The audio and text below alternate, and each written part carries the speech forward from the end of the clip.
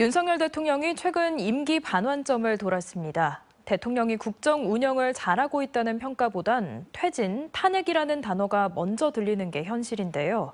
우리 지역에서도 퇴진을 촉구하는 목소리가 점점 커지고 있습니다. 송정근 기자입니다. 지난 11일 기점으로 임기 반환점을 돈 윤석열 정부. 지난 2년 반 동안 광주 지역에 약속했던 공약들을 잘 지켰는지 점검해봤습니다. 인공지능 영재고 설립과 미래차 소부장 특화단지 조성 등 일부 공약 사업은 지켜졌지만 대선 공약 대부분이 제속도를 내지 못하고 있습니다.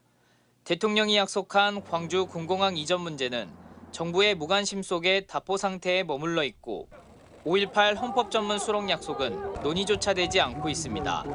지각 개최된 민생토론회에서 약속한 AI 사업 2단계 예타 면제는 아직 깜깜무소식입니다. 광주가 대한민국의 아시아의 세계의 AI 거점 도시가 되게 저와 윤석열이 만들겠습니다.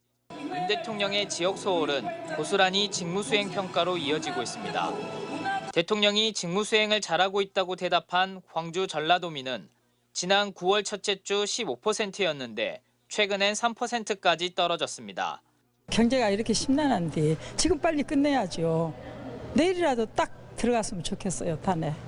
여기에 윤석열 대통령의 공천 개입 의혹과 김건희 여사의 도이치모터스 주가 조작 관련 의혹 등 각종 의혹들도 윤석열 정부를 위태롭게 만들고 있습니다.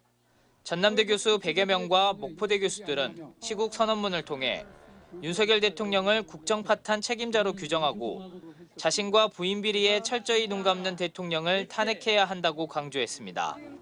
더불어민주당 광주 전남 시도당도 김건희 윤석열 국정농단과 특검을 촉구하며 장외투쟁에 나섰습니다. 광주 시민사회단체들은 오는 14일 윤석열 퇴진을 넘어 새로운 대한민국을 건설하기 위한 투쟁 방법 등을 논의하는 시국회의를 개최하고 오는 23일에는 시국 대성회를 열 계획입니다. 시민들의 분노 또 이것을 함께 바라보는 시민단체나 여러 운동 세력의 어떤 분노가 매우 높다고 생각합니다. 그래서 지금은 이미 주사위가 던져진 상황 아닌가. 박근혜 전 대통령이 최순실 국정농단으로 탄핵당했던 2016년에 기시감이 든다는 말이 나오는 등 윤석열 대통령의 임기 단축과 퇴진을 촉구하는 목소리가 봄을 터지듯 쏟아지고 있습니다. MBC 뉴스 송정근입니다.